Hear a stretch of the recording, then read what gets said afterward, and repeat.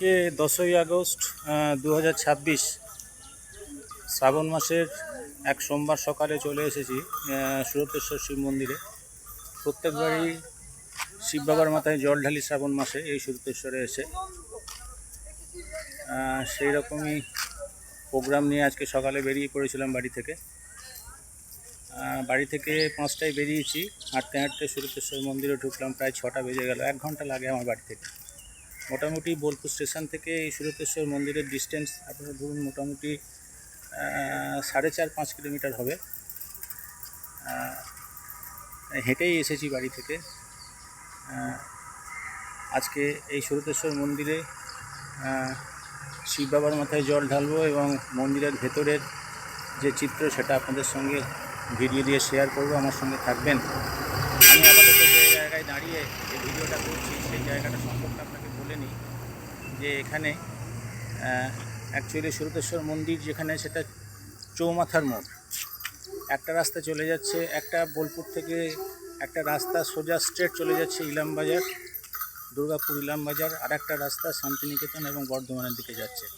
মোটামুটিভাবে এই জায়গাটা একটা চৌমাথার মোড়ে, এই মন্দির চৌমাথার মোড়ে অবস্থিত।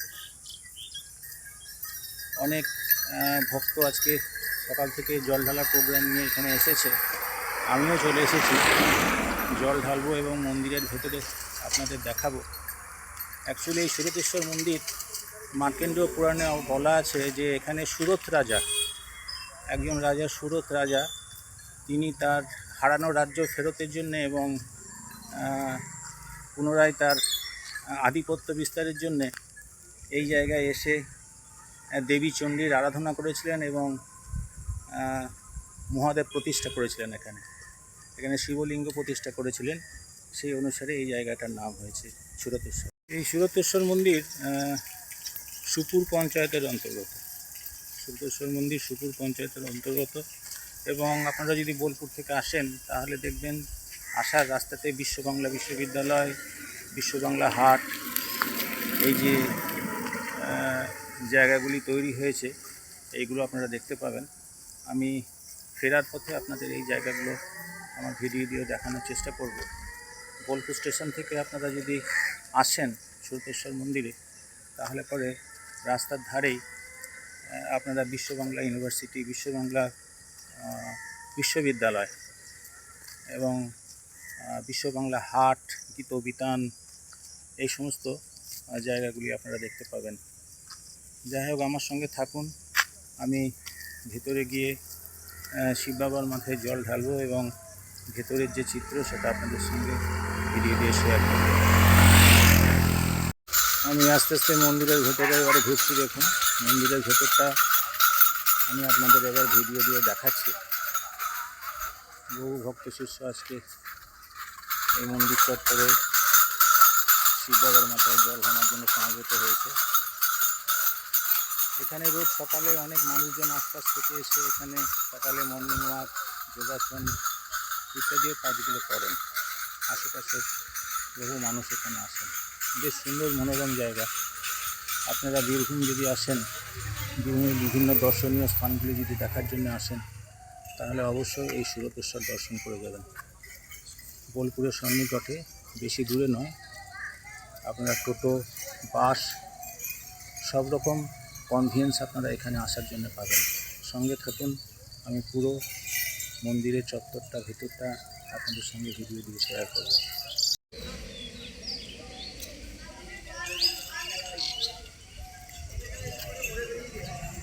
চারিদিকে সবুজে ঘেরা, খুব সুন্দর প্রাকৃতিক পরিবেশ। দেখুন সব জায়গাটা আমি আপনাদের দেখাচ্ছি। এর আগেও আমি অনেকবার এসেছি এখানে, কিন্তু ইদানিংকালে যে সংস্কার হয়েছে সত্যি খুব দর্শনীয়। এখানে একটা মেলাও হয়, মেলাও বসে। তা এখন এসে দেখছি যে মেলা উঠে গেছে। যাই হোক, আজ মনে হয় শ্রাবণ মাসের শেষ সোমবার, যার জন্য একটু ভিড়টা কম আছে। হয়তো বেলার দিকে আরও ভিড় বাড়বে। আমি সকালবেলায় এসে গেছি। আমার সঙ্গে থাকুন, আমি আপনাদের ভেতরটা পুরোটাই দেখাচ্ছি, কোথায় কী আছে না আছে।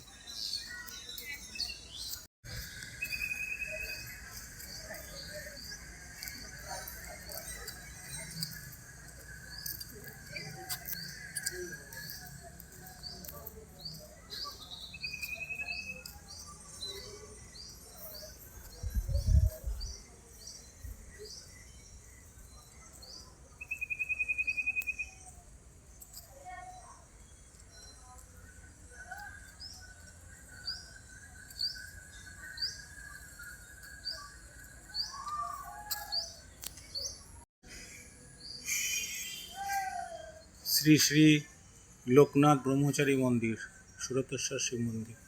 এই মন্দিরটা নতুন হয়েছে, লোকনাথ বাবার বিগ্রহ রয়েছে ভেতরে। দেখুন, শ্রী শ্রী লোকনাথ ব্রহ্মচারী মন্দির। রণে বনে জলে জঙ্গলে যখনই বিপদে পড়িবে আমাকে স্মরণ করিও, আমি রক্ষা করিব। শ্রী শ্রী লোকনাথ ব্রহ্মচারী।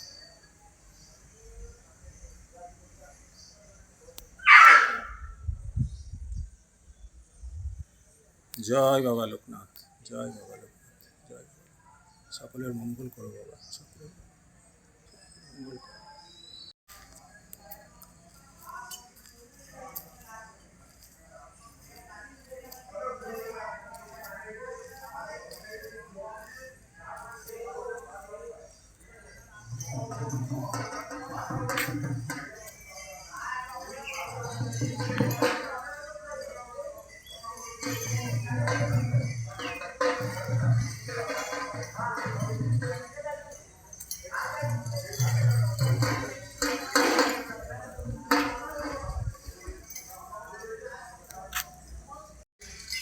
এটা আটচালা, এখানে বসে লোকে প্রসাদ খায়। এটা একটা আটচালার মতো করা আছে। ভিতরে একটা খুব সুন্দর পুষ্করণী আছে, আপনাদের দেখাচ্ছি ভিডিও দিয়ে। পুরো সবুজে ঘেরা একটি পুষ্করণী রয়েছে। সকালবেলাকার পরিবেশ ভারী মনোরম, মৃদুমন্দ বাতাস বইছে।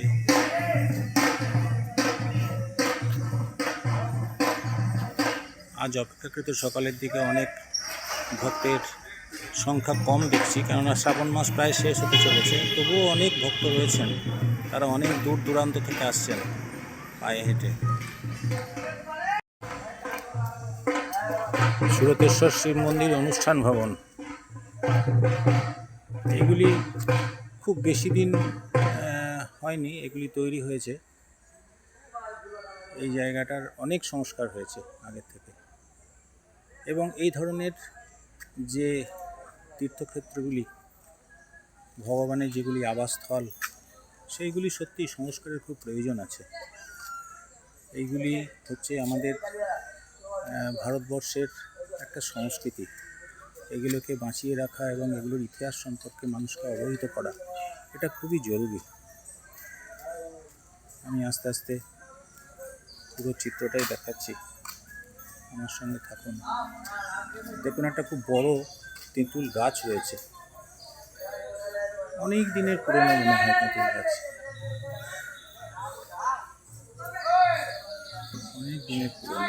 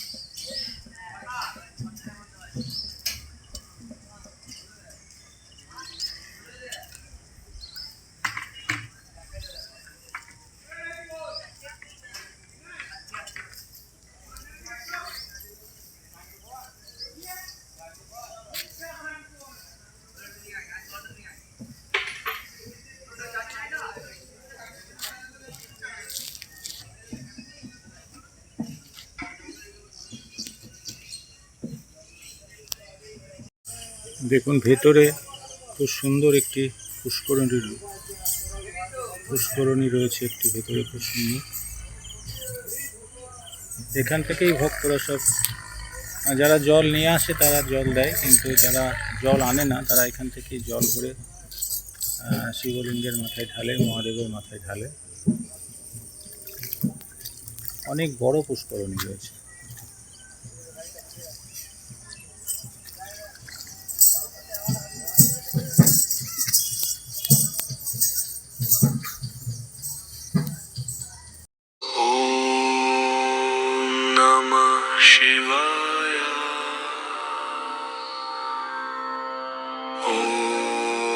Namah Shivaya.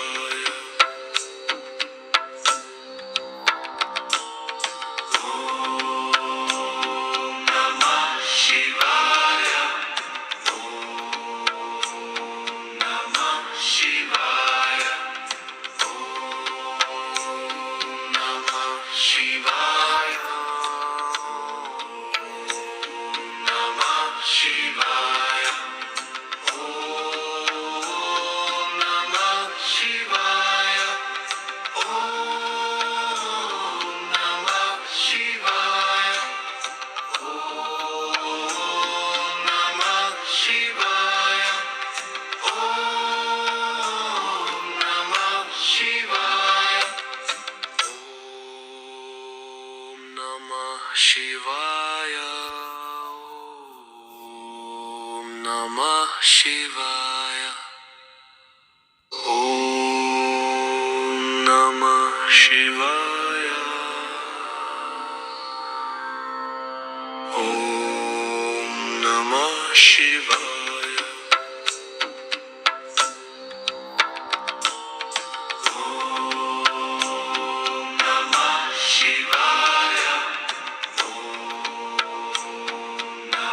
Shivaya.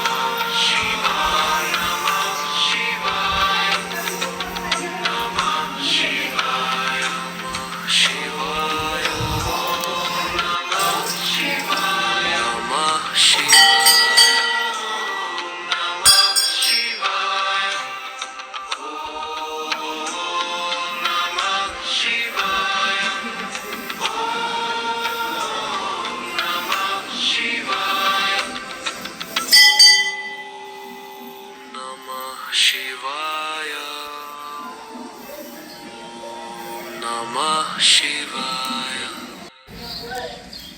Om Namah Shivaya.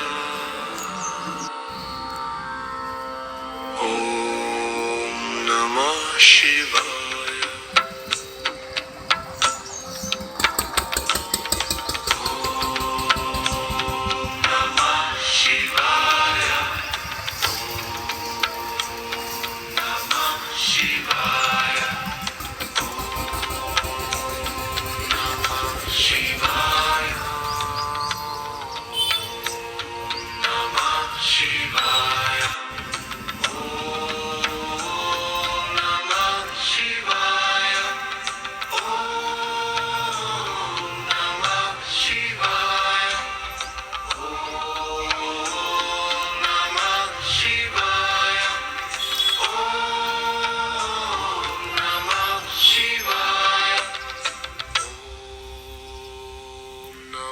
Shivaya. Om Namah Shivaya.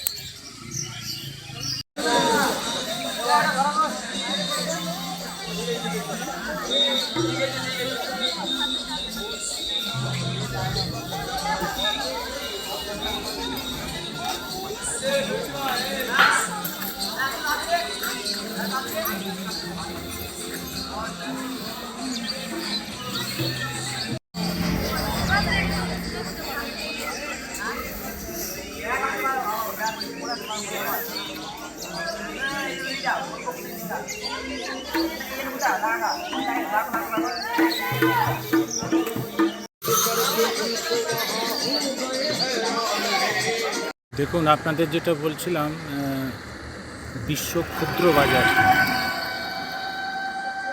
সেই জায়গাটা রাস্তার সাইডেই একেবারে বিশ্ব ক্ষুদ্র বাজার। এখানে বিভিন্ন রকমের সাংস্কৃতিক অনুষ্ঠান হয়, বিভিন্ন রকমের সাংস্কৃতিক মেলা হয়, বিশেষত শীতের সময়। বিশ্ব ক্ষুদ্র বাজার, এবং এই রাস্তাটা ধরে চললে পরে স্ট্রেট আমরা সুরতেশ্বর মন্দিরে পৌঁছে যাব।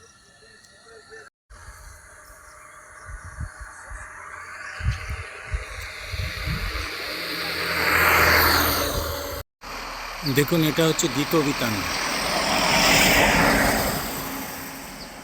এটা হচ্ছে গীতবিতান। এখানেও বিভিন্ন রকমের মেলা এবং বাজার টাজার হয় বছরের বিভিন্ন সময়। এটা হচ্ছে গীতবিতান।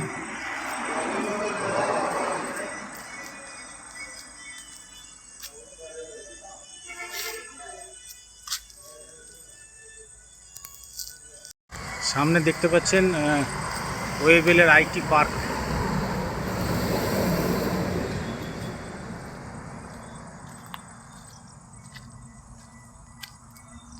ওয়েস্ট বেঙ্গল গভর্নমেন্টের ওয়েবেল কোম্পানির আইটি পার্ক একদম রাস্তার ধারেই রয়েছে।